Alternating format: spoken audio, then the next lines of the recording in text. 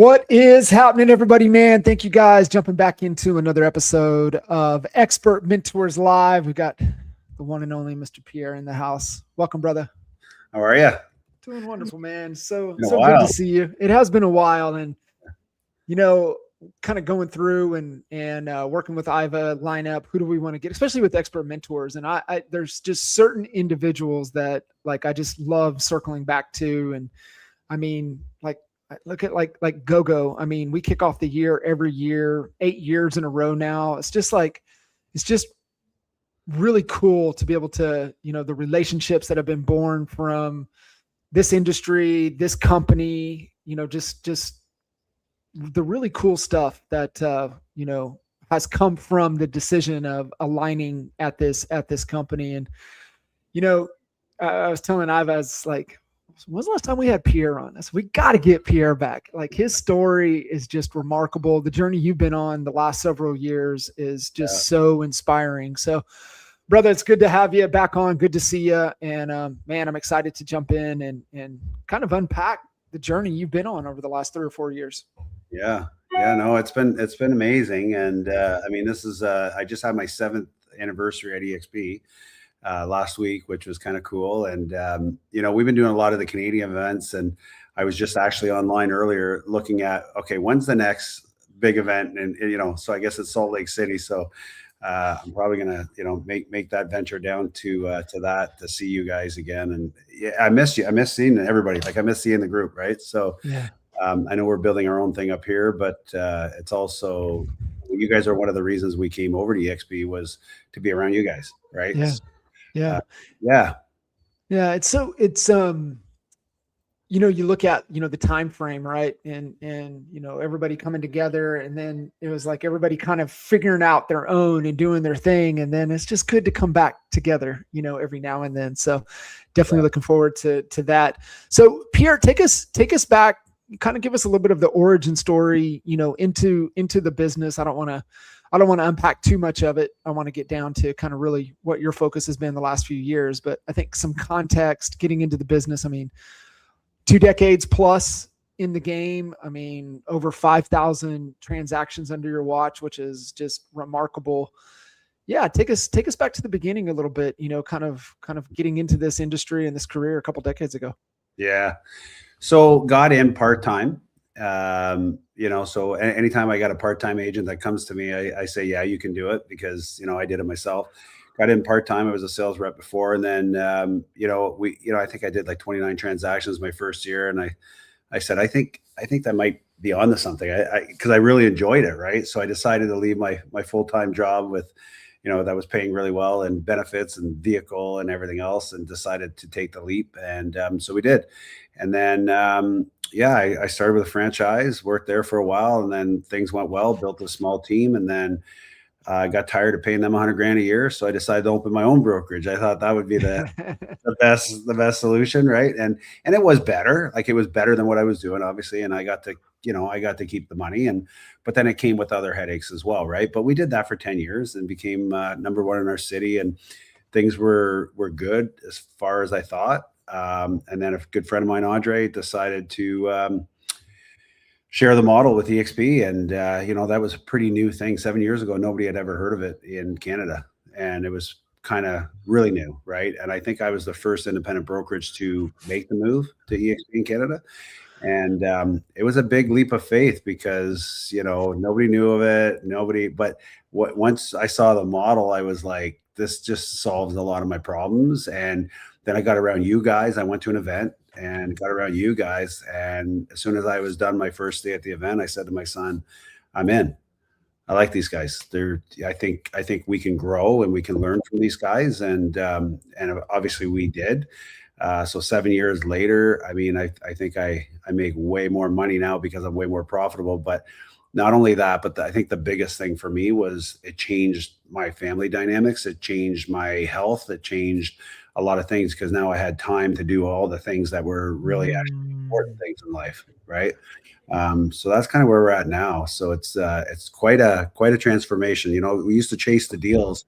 Now I'm chasing my health. I'm chasing my grandkids. I'm chasing, kind of the things that are supposed to be the important things, and the reasons why we do everything. Right. Yeah. Dude, that's so awesome. You've never kind of unpacked it and articulated it that way.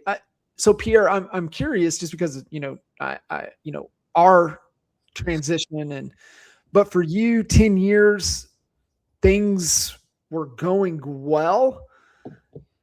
But what opens you up to even the possibility of a transformation and a change when you feel like things are going well, right? I mean, 10 years cruising down the path, and then, Andre gets you to kind of look at something, but what compelled you to be even open to a change? I think we're all kind of, anybody who's successful in our business, I think we're all kind of, we're always looking to improve, right? Or we should be, anyways. We're always looking to improve, whether it's our business, our health, our relationships, or whatever. And I think that the biggest thing was this was better, right? And I always say that, my wife argued, like, why would we, stop doing what we're doing? And I said, well, this is better for us as owners, but it's also way better for our agents. And if we care about them, we should do it. And then, there was a little bit of a fear factor too. I'm like, if this is coming to Canada, we're going to be out of business. Like, we can't compete with this model. We can't offer our agents everything that they're doing, the technology, the rev share, the stocks, it was impossible. There's just no way. And then we went to an event. Actually, there was about 300 brokers there that were all independent brokers, and went to this event just to kind of see what everybody was talking about, what's new, what's going on. And I swear to God, for 3 days, everybody talked about EXP. It was just the buzz in the room. And my son Pat and I would look at each other and go, God, like, maybe we should do this and be the first ones, right? And then these guys over, and some came with us and some didn't, right? And I think the ones that didn't are still feeling the pain of having to. Well, not only that, things were like there. I didn't really have a business, and I remember Jay Kinder asking me. He's like, "I'm 47," and he's like, "What's your exit strategy?" And I had to think about it. He goes, "Can you sell your business?" And I said, "Well, if I sell it, it's not really worth a whole lot because I'm doing 50% of the volume, right?" I had 15 to 20 agents. It wasn't a big thing. We were running it like a team, but I was doing 50% of the volume. So if I stepped out of the equation, the business wasn't making money. And I never realized that until somebody started asking me the questions, which was Jay and Al, right? They started saying, and I know you and I had a lot of coaching calls, and the conversations were, okay, can you sustain this if you got hurt or you got sick or whatever, what happened? And I said, well, my business would sustain itself. It would cover the expenses, but I wouldn't be making any money personally. And once I realized that, I was like, oh man, I don't have a business. I've got a job, well, it's a high paying job. But if I stop working or if I get sick, I'm in big trouble. Right. So we realized that we had to make some changes, or else, like if I got older and I wanted to retire, plus we had no passive income. We didn't, I wasn't a good landlord. So I stopped that game real early in my career. And so it was just better. It was just a better model, better situation for us. And, the whole idea when we got in was to create rev share. And luckily we had the support of you guys to help us do that. And now we're almost at 1,000 agents. Would I like to be at 5,000? Absolutely. But 1,000 in Canada pays pretty good. So pretty fortunate. And the best thing about rev share is that, for me, is the way I look at it is there's zero expenses to it. Right. Yeah. Like I did a Zoom call today. I'm going to do another one tomorrow. I might do another one, next, like I do 3 or 4 Zoom calls a week to make a really nice 6-figure income that has no expenses attached to it. So that was why we got in at the time, and to eliminate all the headaches. Right. Yeah. And sometimes it's, those tough questions, those people putting those things, especially when things we think or things are going well. Right. And it just kind of shakes you and like, are you thinking far enough down the road? And sometimes we're not. And so sometimes it's good to have that shock. I'm real curious here. Have you looked at how many of the Canadian agents have transitioned over to one of the cloud-based models? Primarily, I think you guys are just primarily EXP and Real tend to be number 1 and number 2 in Canada for the model. Do you know kind of what agent count? Obviously it was 0 before you, but after, kind of where we're at 7-8 years being introduced to these models, kind of with the agent count to old legacy models versus the new cloud-based models? No idea.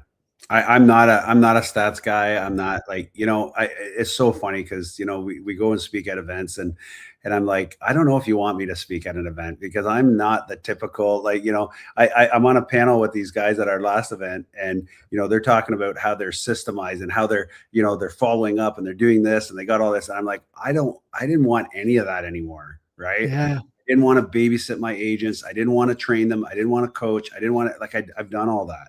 So when I saw EXP, it was like they did all those things for me and they created the stats and they created everything. So now I can just ride on their coattail and that's all, right? So I have no idea. And if you ask me about a bunch of my stats, I don't even know. I know how many homes we sell and I know how much I keep every year. That's what I know, right? I love that. Yeah. And I know how many rounds of golf. I can tell you. You pay attention to the most important metrics. Exactly. So it's just things have changed, right? And and the funny thing is, people say, "Well, how are you growing and how are you scaling and how are you doing?" I don't know. We're still doing it. We're still going like this. We're every year we keep moving up, and that's all I know. And I'm not going to analyze it to death and create a bunch of that's just not me, right? I'm not going to create the spreadsheets to figure out, how many listings I missed or how many whatever. And that's just the way I work. Is there a better way? Maybe, but this is just what's worked for me, right? You and I are a lot alike right there. And I mean, I understand the importance of metrics. I mean, you have your assumptions, you have targets, can you move that needle? I remember Kinder and I were on stage together for something, and we were talking about the ISA component, and I only believe there's one way to make the ISA model work, and that they're just kind of essentially an extension of you, right? They wear about 4 or 5 different hats. And I remember one of the questions that somebody from the audience asked us was like, well, what are your conversions, right? What are dials to contacts? And Jay and I looked at each other. And Jay's waiting for me to give the answer, right? Because I mean, I tracked everything, and I said, as many as it takes. Yeah, that's the answer. That's the answer. It's as many as it takes. We have as many. We know closed. We know what we need to take to get to closed. We know we need to get face to face. How many conversations and contacts? As many as it takes. That's always been kind of my gut feeling, and you're pretty similar. Yeah, it's just, what works is work. Like people are, I just find people are looking for the shortcut all the time. All the time. And it's like when I attract somebody to our company, it's my job to explain to them, we offer all this stuff, but if you don't do anything with it, you might as well just stay where you're at, because you're not going to make more money here if you're not willing to use the tools that we're giving you to do it. Right. And I can't motivate you to do the work, right? If you want my help, I'm there to help you, but I'm not going to chase you to make you work, right? And running a traditional team, that's what I was doing. I was trying to push people. Like, I had my goals and I was trying to push my agents to help me achieve my goals, as opposed to, and I learned this, from you guys, is I got to start helping other people reach their goals, and that will eventually help me get to my goal. Right. So instead of, hey, I've got to sell 500 homes this year, you're going to go do this, you're going to go do that, you're going to do that. Okay, what can I do to help you get to 50 transactions, right? And now even with agent attraction, right? Like, okay, what's your goal? I want to get 100 agents. All right, what do we got to do to get you to 100 agents? So if I get 10 people to 100 agents, I just added 1,000. Or you know what I mean? I've just added a bunch more agents to my organization, and that's where the focus, the mind shift changed. And before it was all about me. Now it's about, okay, we got to help other people. And that's because of our model. We're financially aligned to help each other. So that's a complete shift change. Like, yeah. And I think you just gave the whole secret sauce, right? The only thing that you focus on is just helping people achieve what they want to achieve. Yeah. That builds trust. That just builds loyalty. That just builds reciprocation. Like, if you just take the point, I mean, it's the whole, the hero and the guide, story. You're not trying to be the hero. You're just trying to help them get to where they want to go. And it is such the right perspective, the right approach in my opinion that I've seen, that you talk about longevity and lifetime value, just help people accomplish what they want to accomplish. Yeah. I was having a golf meeting the other day, and we were entertaining a couple of guys, super nice guys, and they're going to kill it in the business. But we were held up at one of the holes. We were waiting, and anyways, so the guy asked me the question. He goes, what are the top 2 things that you can attribute to recruiting that many agents, in your business? And I said, once I learned that as soon as I find out what your problem is, okay, so instead of just trying to sell you our model, first I have to find out what are your issues, what are your pain points, where are you looking to grow? And once I could solve that problem for you, then we had a partnership, right? Yeah. And Jay Kinder, I remember him. It was so funny because we were doing about 300 deals a year, and I was always trying to get the 500. I get the 350, then I go down to 275, then I go, and it was just an up and down roller coaster. And Jay says, "Yeah, I'll teach you how to do 500 deals," but he says, "You're not going to like it." And I'm like, "No, you're not." I want to do it. I want to do it, right?" So of course he gave me the playbook. You did some coaching with me. We did a lot of stuff, and I think 2 years later we did 549 deals. And I said, "F that! I never want to do that." Like, that was stupid. It was like, I've been there, I've done that. I don't want to do it again. But I said, I like that rev share thing you guys are doing. Maybe I should spend more time with that. Yeah. So for the next 2 years, we took away, I stepped away from selling as much, and I had more conversations, and then our business grew from there. And when the checks started coming in, I was like, yeah, this is real money. Maybe I should pay attention to this thing. Right. Mm-hmm.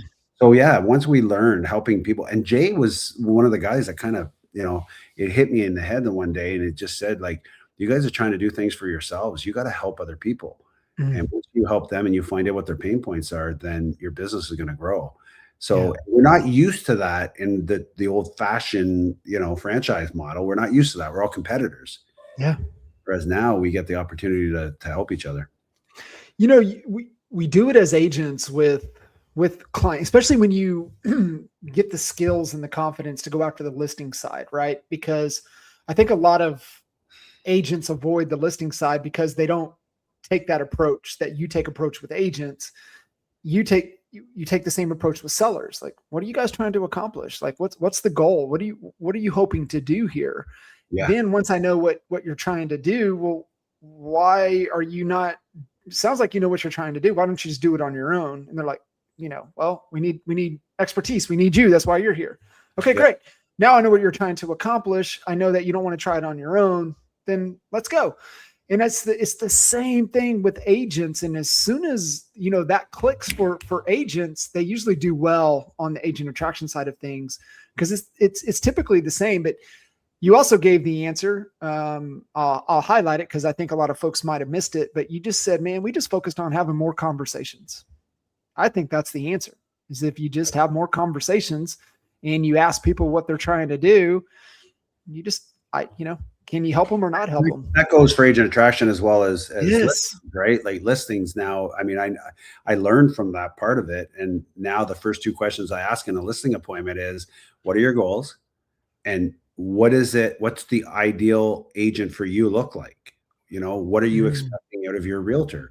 And then I say, hey, just so you know that I'm not going to alter my presentation. I have my presentation here on my computer, right? But I just need to know what's important to you.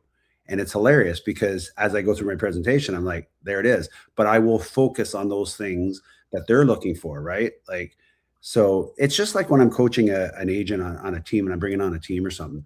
And, if I'm presenting EXP, the first thing I'm going to ask them is, what are your goals? And what is it that you're trying to achieve? And what are your biggest pain points? And so if the person is looking to go from 15 deals to 30 deals, I'm not going to talk to them about rev share. I'm going to talk to them about, okay, here's our coaching programs. Here's the fast track. Here's the, you know what I mean? And I'll walk them through what we can do to help them get there. And if you find a solution, and it's the same thing with a listing, right? If you find a solution to their problem, then away you go, right? Or like I just had a listing appointment recently where, they were listed with someone else. And I said, what happened? What was the issue? What did you like? What did you not like? And they told me everything. And I said, okay, well, here's what we do. Right. And I focus on the things that would help them, and we solve their problem. Yeah. You just help people solve problems, get what they want, I mean, that's like, that's the name of the game, right? And that's where trust is built, and that's where loyalty is built. So Pierre, I want to shift. I want to talk about you. You know, the last, I think, what would we say, last three years, really, obviously the visible transformation, a lot of transformations, not only with the business and with you, but man, the physical transformation has just been, like I said, awesome. You know, first time I got to see you after not seeing you for a while, I was like, holy smokes, Pierre, like, dude, one, you look great. You feel great. How are you doing? So, well, obviously that's the first thing that comes to mind because we can see it, but what was the change? What drove you to make that physical transformation?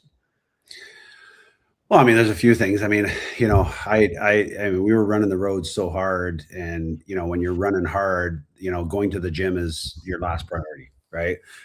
Eating, properly before you leave in the morning is your last priority. You're running out the door, you're grabbing, coffee and a bagel, and at the fast food shop, and then you're grabbing a burger for lunch because you don't have time, and it's just you rationalize a lot of stuff, right?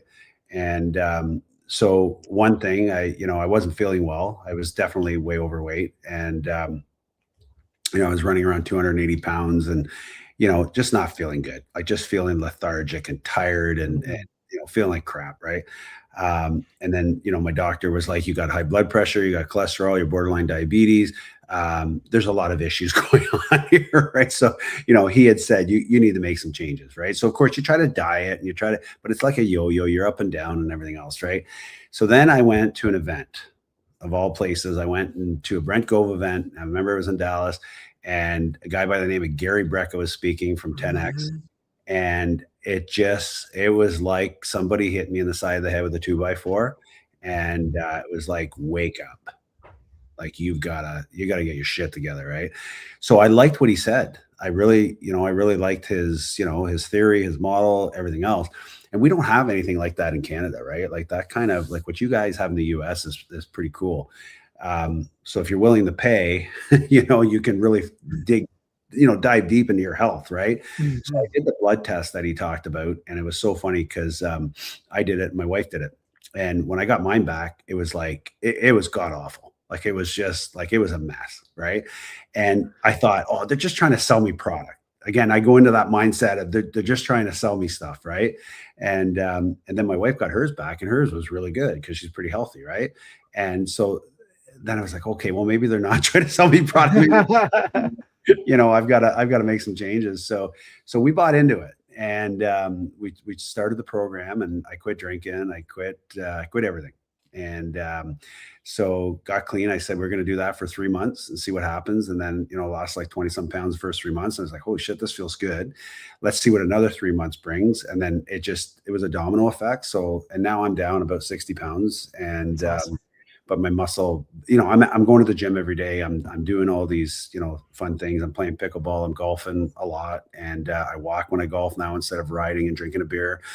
And it's kind of funny what happens, right? Like the people around you start doing the same things as you, right? Like my buddies I Uh-huh. was walking with, they're not having a beer now, and they're not doing maybe a gummy, or what I mean? They're like, they're having a water, they're walking. And I'm like, well, how come you guys are doing it? Well, because we were only drinking because you were drinking. I'm like, okay, well, that's good. So I'm having a effect, right? We're having a salad instead of wings, right? Or whatever. But like we still enjoy our foods, we still enjoy our snacks. I still, have that there, but the focus is health, right? So first thing in the morning, go to the gym, and try to eat better throughout the day. And but now I have the time to do it because I changed what I was doing in my business. I changed the model that I was using, which allowed me the time to do these things and make it a priority.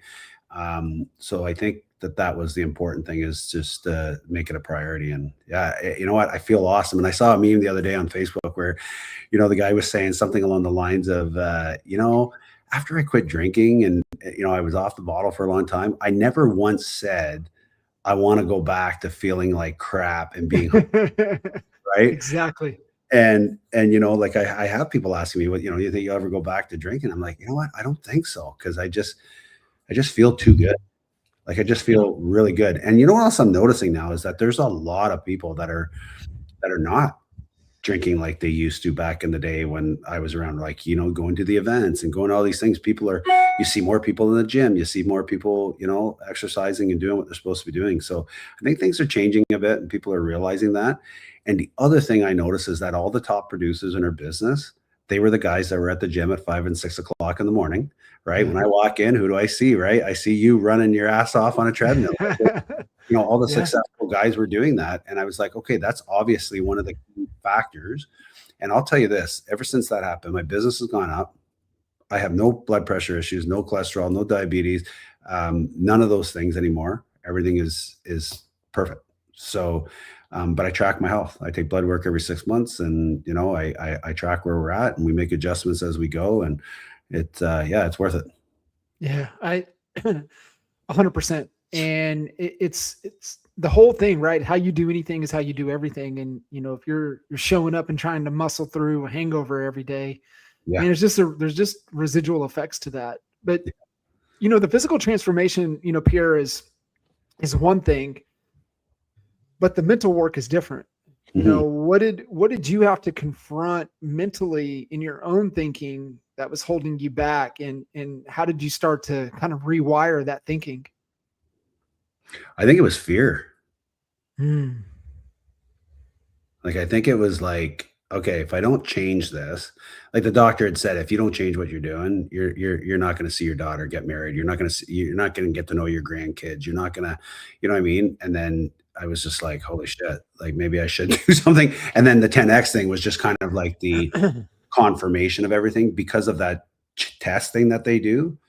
It was like, wow, it's a lot worse than I thought, because they don't do that kind of testing here in Canada. And so it was a lot worse than what I was expecting. So I was like, you know what, I got to do something. So it was fear.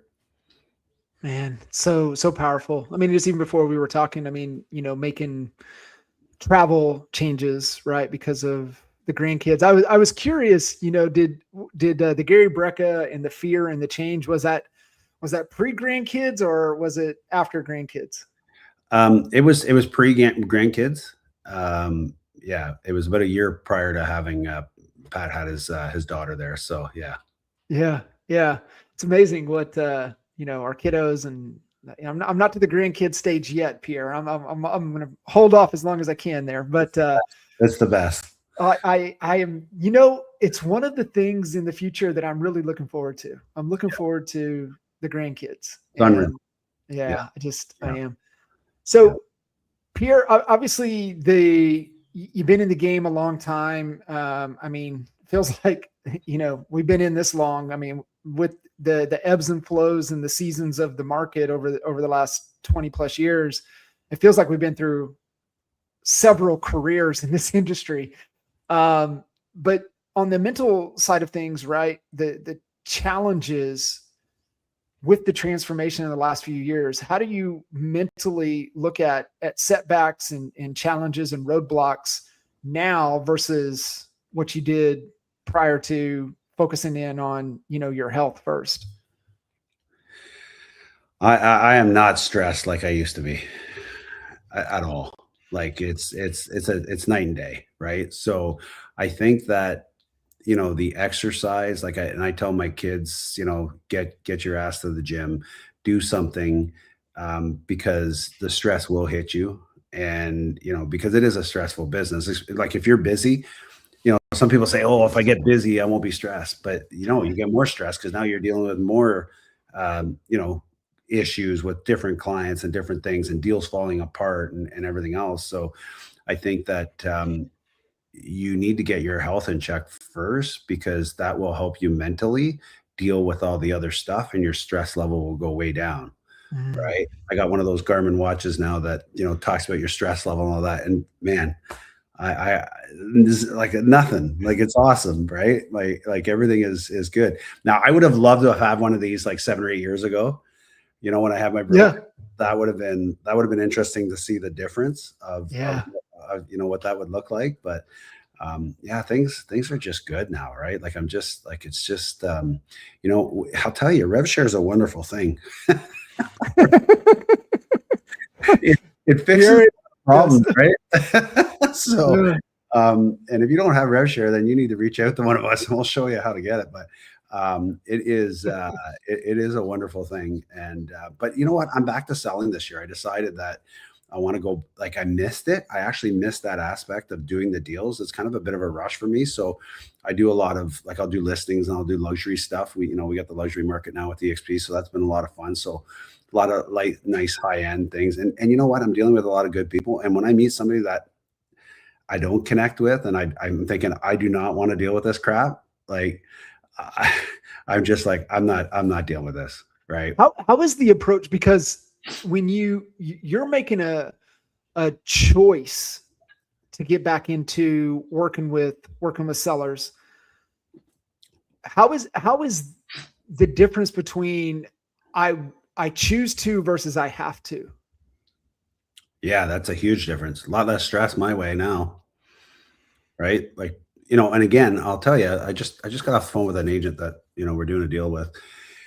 And he's from another brokerage, and we got talking about this, and it's a lot of times we build this business out of fear, and the top producers always find a way. Like, the market here in Canada is not great, but for some reason, when the market is not good, I'm excited because I tend to pick up market share because of the habits that I created over the years. I just double down. Right. And this year I said, I knew the market wasn't going to be good. So I'm going to get back in the saddle. I'm going to start selling some properties, and I love it. Like, I truly enjoy it. Right. And if I don't want to deal with somebody, I hand them off to somebody on our team or whatever. Right. And they can deal with the ones that I don't want to deal with. But now I get to pick and choose the people that are friendly. They're nice. We connect, and it's night and day. It's night and day. But I still think, like, and it doesn't matter. Like, the guy said to me, he says, I don't know where the market's going. I don't know. Like, I've been in it for 10 years and I'm really worried. I'm really afraid. And I'm like, I don't have that. I'm not afraid right now. Right. Yeah.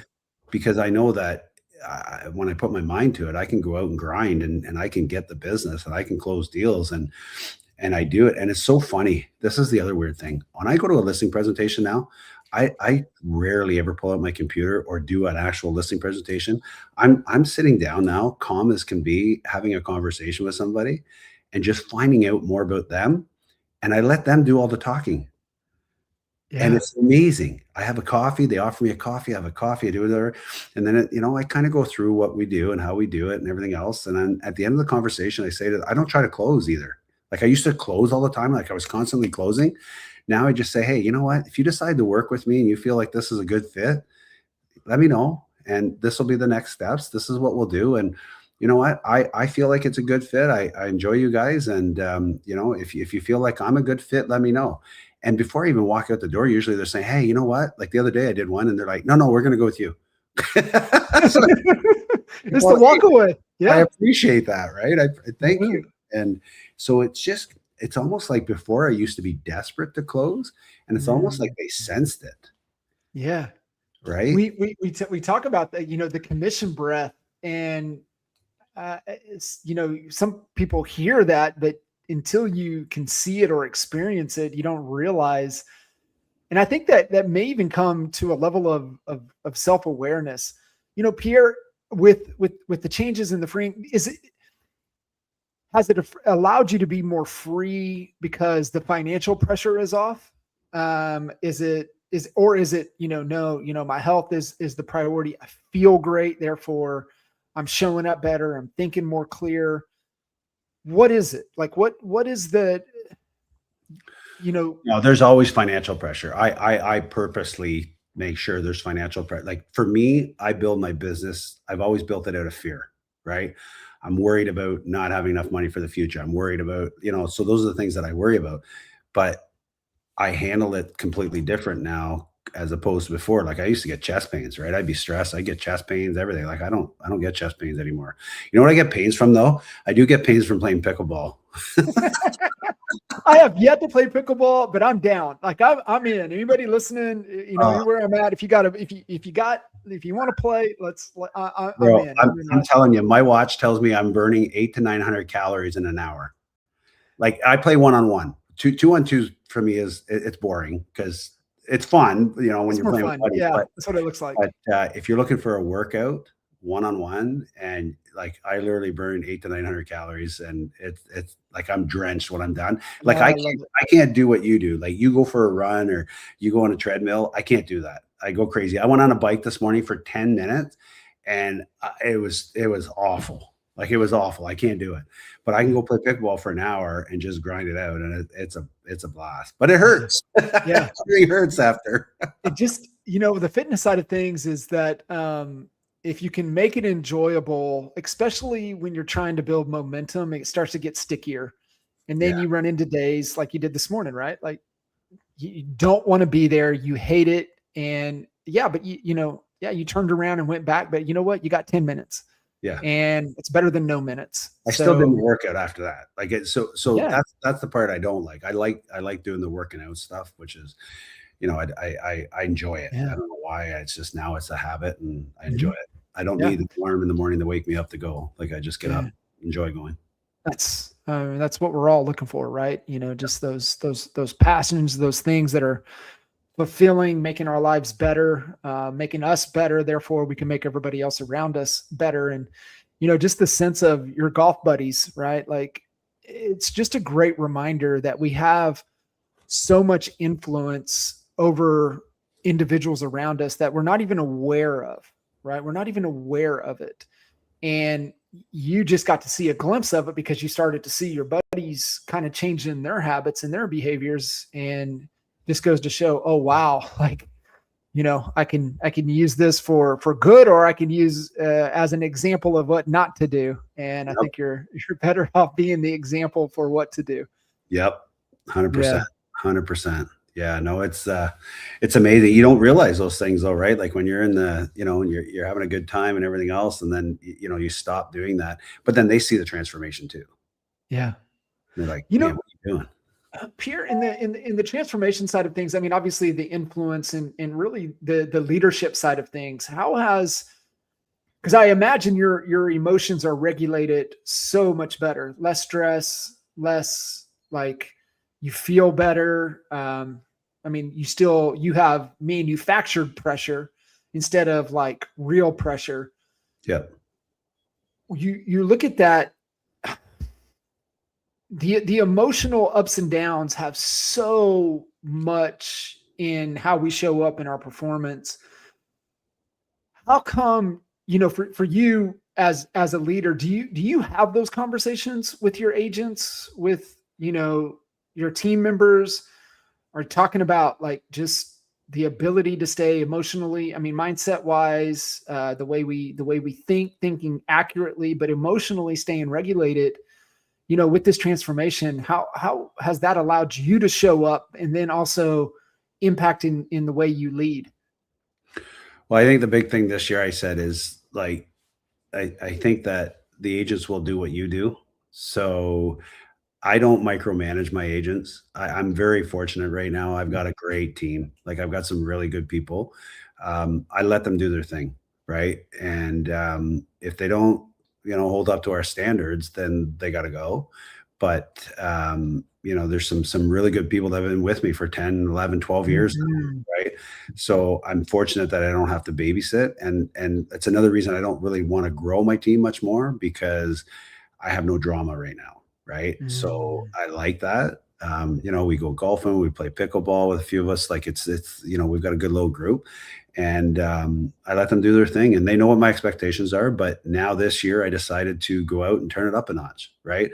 So I know my boys, it fires up the boys, because now there's a little competition going on. Right. And, how'd you get that listing? Where'd you get that one from? How come they didn't call me? Right. It's like, so it's fun. Right. And it lights a fire under their ass too, to see, and of course you always want your kids to be proud of you. And I think this year too, the thing was, I want to see if I still got it. Like, right. Like, can I still perform like I did? Yeah. And I'll never go back to doing 100 deals a year, because that was just like stupid myself. But, I said this year, my goal is to do 50 ends myself. And I think I'm at 32 right now. So I think we'll hit our goal. But, that just adds to the pie, right? Like, I get to keep all that money, right? With the agents, you just make a little bit here and there or whatever. And that's good. And I give my agents a good split. Like I'm not, if they think I'm getting rich off of them, they're wrong. It's enough to basically cover the expenses and, make a little bit or whatever. But it's we got a good thing going right now, so I don't want to disrupt things too much. Yeah, no, you want to ride it as long as you can. And, I mean, it's the wind, when you have the wind in your sails, right? You want to, have it take you as far as you can while it can, right? It's just a great reminder. It's the, King Solomon, right? This too shall pass. And that's in bad times. And that's also in good times, right? So, for you, you said something earlier, and I wanted to ask you, I'm going to circle back to it here real quick. Building and operating out of fear, how do you not slip into scarcity mindset and still stay from a place of abundance when you try to build and operate out of fear?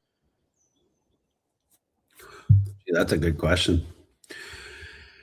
You know what? I mean, I don't know. I just, I think by setting the example and going out there and doing all the right things. And I mean, we have meetings, not necessarily every week, but we try to do one, at least every 2 weeks with our agents. We have, we talk a little bit of mindset. We talked about what's going on in the market. We talk about, and we try to be positive and try to find the good things that are going on. And again, I double down in this kind of market. I spend more on marketing. I spend more on billboards. I spend more on social media. We actually spend more, but we've always done that. And I had an agent, great agent, from many years ago when I started my first year. He said, in a good market, good agents, will make good money, but in a bad market, good agents will make a ton of money.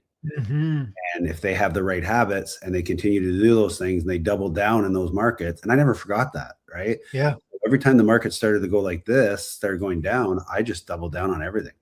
Yeah. And it's true. We tend to go up like this. And, Yeah. Because the other agents might not have the money to spend on the marketing or to get leads or to do whatever, but because we're doing the volume that we're doing, maybe it means taking a little bit less profit, putting it back in, but then picking up the volume and having clients, down the road. Right. So, Yeah. Yeah. I love that. And you're spot on. My best year as just in production as an agent was during the financial crash here in the States, 07, 08, 09.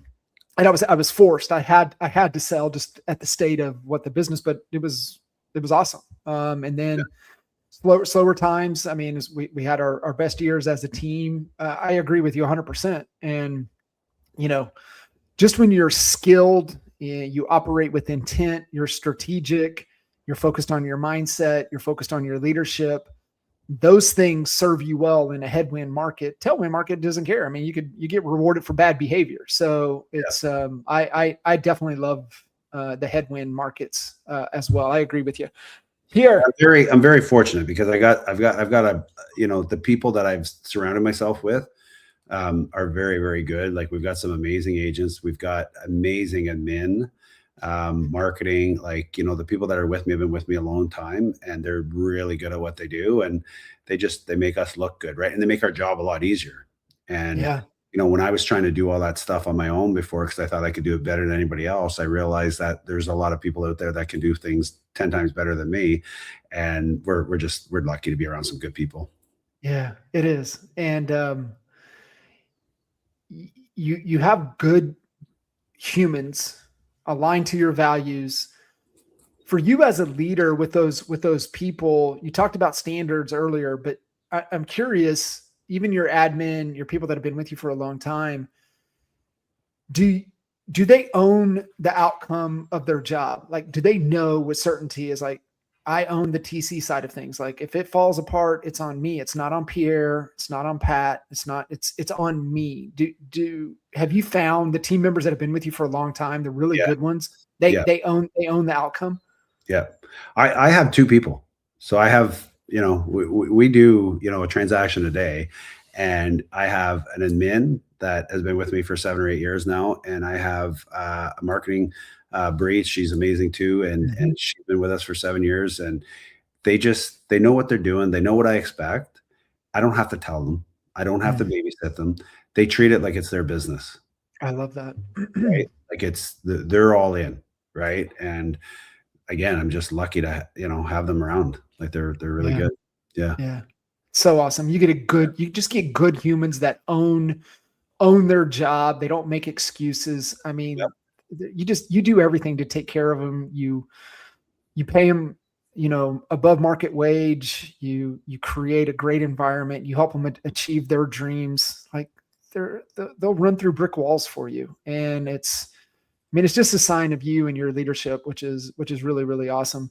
But Pierre, as we wrap up here, and dude, I appreciate your vulnerability and transparency, and just opening the book, on you. All right. We're not really opening the book on your business. We're opening the book on you. So I really appreciate that. But I want to talk about, obviously let you talk about what it's all worth, right? The whole transformation, the fruit of it all. What, 34 years, 3 kiddos, grandkiddos. Yeah. You got a couple of the boys in the business with you. What does it mean to have built something truly worth passing on, right? I think as parents, we would love for our kiddos to pick it up and run with it. And I mean, for you to have 2 kiddos in the trenches with you, what's that like? Oh, it's fun. We're having a good time. It's we did a video the other day at one of our luxury properties. So I'm trying to get the boys involved as well with the luxury stuff, just to build their brand, as they get older. And it was hilarious because Pat, right? And Pat's role every day is to get me fired up. Okay. He does a good job at that. If he can get me fired up, he's hit his goal for the day. So we're sitting there and we're fighting we're trying to shoot this video, and Pat is so detailed and so it's got to be perfect because he's big on social media. Me, it's like one and done. I just say it and then I tell the video guy, just make it work. If it's not good, clip that part out, make it work. I'm not sitting here all day, right? So Pat wanted to keep redoing it. So next thing you know, I'm like, and I start swearing, right? And I'm like, that's it. We're not effing doing this anymore. We're done. And as I turn around, I look up and there's cameras. So the seller's got cameras on us. Right? So the seller's watching all this. And then we go into the house and then realize there's cameras in the house, right? So I start filming and all of a sudden Pat's downstairs and realizes they got a golf simulator and a massive gym. This is like a 10,000 square foot home.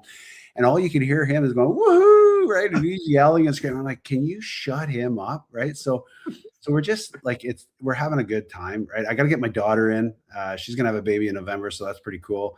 But I tell the boys, she'd be the best out of all of us, right? Because she's just so driven and so, detailed, and she'd be great. Like she just knows people and personalities and stuff. So no, it's fine. We're having a good time. And I mean, obviously the rev share, we're building that. Pat's got an organization of over 400 agents now as well. That just happened out of accident, and it's just growing and growing and growing. So he's making some nice, passive income too. And so now we're going to help Brandon build his up. And it's just nice to see them do well. They're killing it. Like they're absolutely killing it. And the cool thing about Pat, like Brandon, he doesn't have any kids, not married yet. So I've told him, go hard. Right. And I think he did like 70 deals last year. So I'm like, go hard now while you can, because that's not going to be, that's going hard in any market, but that's real hard going in your market. Yeah. This is his 3rd year in the business. So it was so funny because he bought a brand new car and he just posted the other day, he hit over 100,000 kilometers, which is about 65,000 miles in his first year on his brand new car. And I'm like, I hope you're budgeting for a new car next year because it ain't gonna last. Right? So, but yeah, so they're just killing it. They're having fun, and we're having fun, and we're just blessed that everything's going well. We're all healthy, and I think that's the most important thing, right? I love it. If you can go back to this transformation, obviously at an event, Gary did something. He shook you out your core. But if you could start that work earlier, when do you think you would have started it? Oh, the day one that I got into the business, right? Like, I mean, I just had this conversation with my youngest son. Like, Pat goes to the gym religiously, and I said to Brandon, like, I know you're not overweight and you're not in bad shape or anything like that, but I said for stress reasons you need to be doing something. Right. You need to be exercising and doing something that's going to, help you relieve that stress. So, and he's 28. So yeah, the sooner the better, because again, it's all about creating those habits. Right. Unfortunately, it took me till I was 53 to realize that I need to make those changes. But it's harder. I think the longer you wait, the harder it gets, Sure. right? And once you get to that, well, the weight that I was at, I mean, it was awful, right? What's the one habit, Pierre? Let's go rapid fire here. Just a couple questions. One, what is that one habit that changed everything for you? Be it physically, mentally, emotionally, whatever. What was the one habit that changed everything? Going to the gym every day, every morning before work. I Get your ass out of bed, 5:30, 6 a.m., get to the gym, 6:30, whatever.